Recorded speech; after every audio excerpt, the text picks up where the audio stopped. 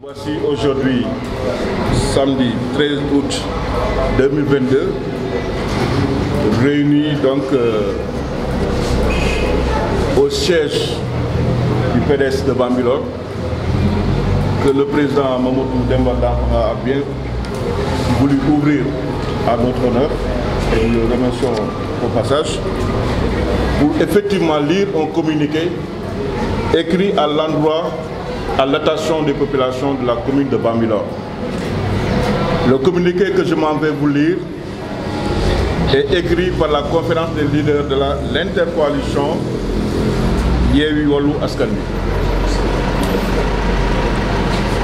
Communiqué de presse. À l'issue des élections législatives du 31 juillet 2022, suivi par la proclamation officielle des résultats, l'intercoalition Yewwi Wallu de la commune de Bambilor se réjouit respectivement du comportement exemplaire dont la population a fait montre et des résultats très satisfaisants marqués par une victoire éclatante avec un score en valeur relative de 54% contre 42% pour Benno Yaakaar, pour ne citer que cette coalition. Ce qui donne une majorité écrasante à l'opposition que nous incarnons. Cette victoire est exclusivement dédiée à la population de la commune de Bambilor sans distinction. Permettez-nous de réserver de vifs remerciements et encouragements à nos vaillants militants, sympathisants, collaborateurs, mais aussi à la sécurité pour la mobilisation active, déterminée et sans relâche ayant abouti à cette victoire sans appel. La conférence des leaders de l'intercoalition Yewwi Askan Wi Wallu, ainsi composée M. Mamadou Demba Dankokha, M. Ousmane Rougui Sow, M. Daouda Diong, M. Gormak Ndoye et Mamadou Sall Diop, félicite les députés nouvellement élus, honorable Omar Cissé et honorable Rokhaya Diop, et leur rappelle leurs missions et prérogatives de répondre aux attentes des populations sénégalaises en général et celles du département de Rufisque en particulier. L'union des différents leaders susnommés compte continuer cette dynamique fructueuse de rassemblement et d'unité pour résolument apporter une assistance et concours tant attendue à la population de la commune de Bambilor.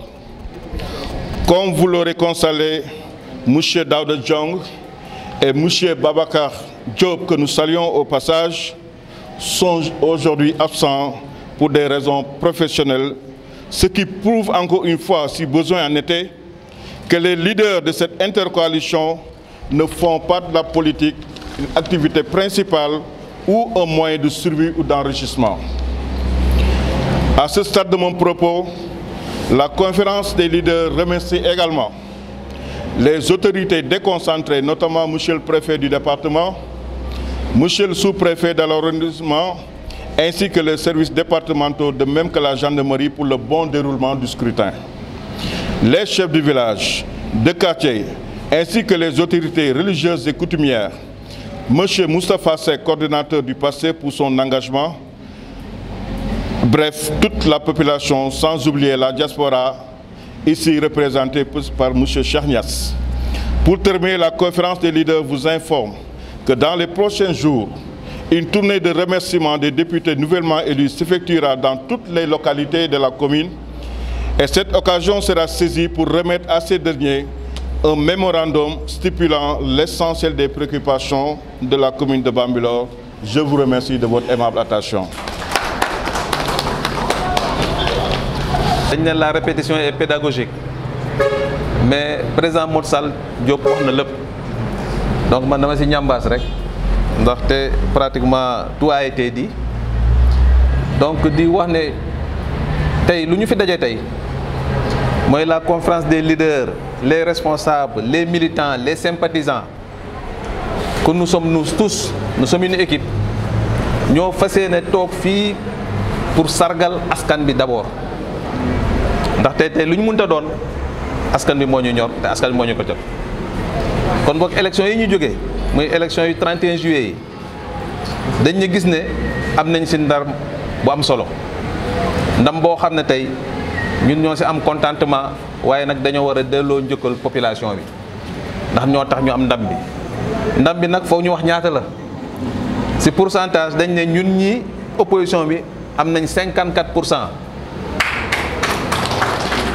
mais suñu nee 54% la ñu am foog ñu wax ñeneen lu ñu am mooy Benno Bokk Yaakaar am nañ 42%. 42% lu muy tekki ne dañoo laaj dañoo daanu te dañ ne nërmeelu te loolu li muy wane tey population yi moo amaat doole population yi moo amaat baat population moo jëlaat doole bi te population moo jël lu mu yelloo. kon boog ba si loolu nañ ne victoire bi li ñu koy déjee mooy askanu Bambilor yëpp su ma nee askanu Bambilor askanu commune bi yëpp amatuñu militant Mamadou Sall Diop amatuñu militant Mamadou Danfaxa mbaa militant wu Ousmane Rougui mbaa militant wu Daouda Diong mbaa bu góor mag nous sommes tous des militants de la commune de Bambilor. kon boog remerciement yi ak encouragement yi ak félicitations yi Bambilor commune toute entière lañ koy jox te loolu président Mamadou Sall Diop wax nañ ci lu am solo. donc di rappeler nit ñi rek te tey fii ñu toog nii place su leader yi la mais nag am si ñoo xam ne nekkuñu fi dañoo liggéeyi wane que ñun politique defuñu ko comme un métier dañoo am suñu métier ba pare di politique uti nag ñoo xam ne chaque jour dañuy politique moo tax tey le président Daouda Diong s'est absenté, s'est excusé. Il est représenté ici par la coordonnatrice Rougui. Le responsable également, Boubacar Diop. Mon ami, il est empêché, il est en voyage.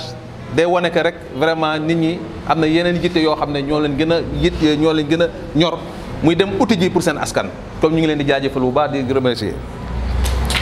bu loolu passé également defe naa président Mamadou Sall Diop wax na ko ñun tey suñu intercoalition yemaluñu ko ci élection yi ñun lu ñu bëgg lu ñu fas yéene def ñun ñii ñooy ànd dem présidentielle ñun ñii ñooy ànd dem local yi union sacrée la ñuy def te loolu chaque fois dañ koy répété tey mu doon Ousmane Rougui mu doon Góor Mag mbaa mu doon président Mamadou Sall Diop ku ñu mënta jiite ñun ñëpp a ci ànd incha allah. kon boog loolu day wane que dañoo jël engagement ferme devant la population te on prend en témoin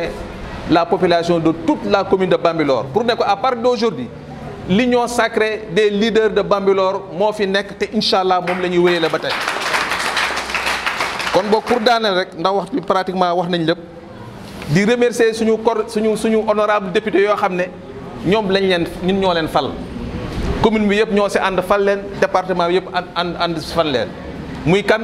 muy honorable député Omar Cissé di kan encore di honorable député Roxay Diop si loolu nag lay jeexalee di ne am nañ soxna yoo xam ne ku mel ni honorable député Roxay Diop jigéen bu mën góor la kon man mi fii laa koy yemale jox beneen jigéen bu mën góor mu eggale discours bi incha allah jërë ngeen jëf. ndax gis nañu mbooloo mooy doole benn lam du yëngu bu ñu naree def pàcc rek du dem moo tax bi yoon ñu toog waxtaan trouver terrain d'entente xam ne commune bi sonn na te ñun ñëpp ñoo ko war a defar te ku ci nekk boo toogee rek ne man du dem ñu jiital nag intérêt commune bi intérêt commune bu ñu jiital moo tax ñu def benn say boobu wax dëgg yàlla mu may ñu ndam ñu ciy sant population di gërëm nag sama mbokku jigéen ñi di leen jox cant ak ngërëm bu baax a baax ndax boo liiree élection yi nu mu demee boo xoolee bureau de vote yëpp jigéen yee fa ëppoon kon yaakaar naa tey tendance bu changé ñun jigéen ñi dañu war a wax mention spéciale kon mention spéciale aux femmes ñu bëgg nag continuer ci lancé boobu di gërëm ñëpp di sant ñëpp di wax commune Bambilor nañ préparé ñun ñëpp ñu continuer ni ñu nekkee nii ba yàlla may ñu ba ñu jëlee li fi nekk ci kàttanu yàlla ak mbaaxam ñu mën a defal suñu commune comme ni ñu ko bëggee duma pare nag te remercier ma vraiment waa Comico gis naa seen taxawaay jàpp nañ ci combat bi wax dëgg yàlla ba yàlla may ñu ndam mu doon ndam lu ñu neex loolu nag wax dëgg yàlla ñu ngi ñaan yàlla mu gën a continuer yàlla gën ñoo may ndam ñuy gën a fête ay victoire ndax victoire nekk nii la neexee mosuma xam ne victoire nii la neexee jour boobu moom damaa tëdd mënuma nelaw ndax kontaan xam nga defet dafa métti waaye ndam neex na de may ñaan commune Bambilor nañ continuer ci ndam loolu rek buñ ko continuer incha allah dinañ gis beneen visage bu Bambilor ndax Bambilor waroon na dépasser fii fu mu toll nii ñun rek ñoo ko mën a changer kenn duñu ko changer kon bu ñu kenn gën a bëgg Bambilor wasalaam merci beaucoup. Victoire dafa neex et on a vécu ça lorsqu'on a gagné cette élection ñun li ñu bëgg ci commune bi mooy lan que cette coalition soit pleine comme l'ont dit mes prédécesseurs li ñu bëgg mooy coalition bi nga xam mooy coalition inter coalition Wallu ak Yewwi mu continuer jusqu'aux élections législatives bi ñëw jusqu'aux élections municipales bi ñëwaat élections présidentielles yi ñëwaat 2024 li ñu bëgg mooy coalition bi nga xam te ne intercoalition Yewwi ak Wallu ñu jàppale d'abord la commune de Bambilor. Comment? On va soumettre un mémorandum aux différents députés que nous avons élus. À l'occurrence, M. Omar Cissé et Mme Rokhaya Diop. Nous allons les soumettre un mémorandum. Pourquoi? Pour nous savoir ce que c'est la commune de Bambilor. Parce que si nous regardons la commune de Bambilor, on avait un député maire, plus un député de la CEDEAO qui n'a rien fourni pour la commune de Bambilor. Nous allons changer cette commune. Nous allons soumettre un mémorandum aux différents députés que nous avons élus. Et je leur félicite au passage, M. Omar Cissé et Mme Rokhaya Diop. Nous remercions tous les villages de la commune de Bambilor, de remercier aussi la population de la commune de Bambilor, les militants, les sympathisants, les partis purs, les Yewwi, les Wallu, nous sommes tous. Salaamaaleykum wa rahmatulah jërëjëf. Conférence des leaders bi yëpp ñi nga xamante ne waa Yewwi la woon ak waa Wallu ak le président Mamadou Sall Diop le président Daouda Diong. Man je pense que yéen journalistes yi am na yóbbante bu ma leen yóbbante woon si Ndiagne Diop ne woon naa ko élection yi di yomb ci moom mais dinaa leen yóbbante beneen ne leen benn élection bu soobee yàlla dootul yomb ci moom. moom xam na ko sax ndax keroog jour ba muy voté nee na day naan ataaya après tëdd nelaw ba 6 heures commencé bàcc yi waaw wax na dëgg ndax 6 heures pile bi mu jotee si la bàcc yi démarré et je pense que moom lañ doon bàcc. leneen li nga xamante ne sama collègue yi wax nañ ko di remercier monsieur Cissé man duma ko remercier.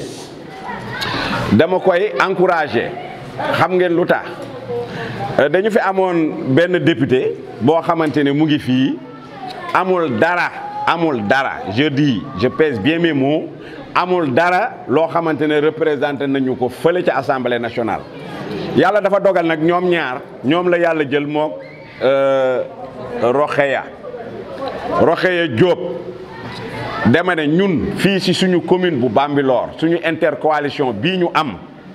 dinañu def suñu mémorandum maanaam wax lépp loo xamante ne feebar la ci commune bu Bambilor ndax bugguñu amaat ay maire ay député yu mel ni Ndiagne Diop que ça soit très clair ñun dinañu porter ce combat devant eux ba pare di leen contrôler ñoom ndax ñu ngi ci xar seen tànk tubéy bu ñu ko deful fii la ñuy toogaat jël suñuy xeer sànni leen dañ leen di combattre que ça soit très clair. leneen li ci des mooy damay féliciter waa Bambilor yëpp gis ngeen élection yi ni mu demee fii noonu la demee ci Sénégal yëpp tey Macky Sall la nee na am na 82 députés ñun gëmuñu ko ndax xam nañ ne mënul ne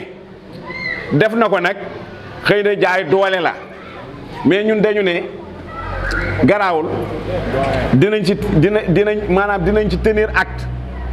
moo tax ba mu ñu woowee ci ay élections au conseil des collectivités territoriales ñu ne ko bugguñu parce que ñun dañu gis ne projet yooyu ay projet yoo xamante ne budget li ñu naan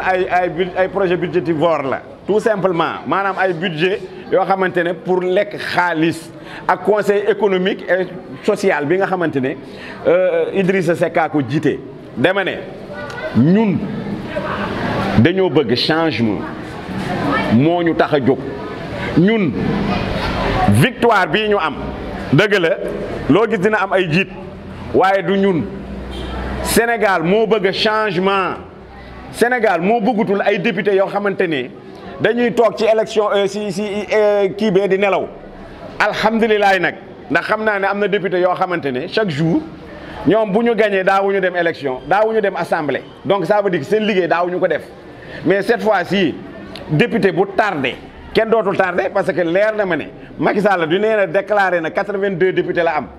ñun ñu am 82 ñun tamit ndax 80 la ñu am ak yeneen ñaar ñi Pape Diop moom nee na si ñoom la bokk am na ci droit waaye leer nañu ne benn député dootul tardé ndax ku tardé bépp projet bu ñuy def boo sàgganee yow di nga ñëw donc loolu rek man pour man c'est à magnifier en tout cas ngeen xam ne ñun jóg nañ bokk ci benn combat muy dootuñu xàmmee benn élection nag ak élection bu mu mënta doon ñun ñii dinañu jóg taxaw jàppoo dindi fi loo xamante ne baaxul ñun modèle politique boobu la ñu bëgg a changer ñun du ñu gis président Macky Sall rek contre ko déedéet bu defee lu baax dañ naan lii baax na mais bu defee lu baaxul dañ naan lii baaxul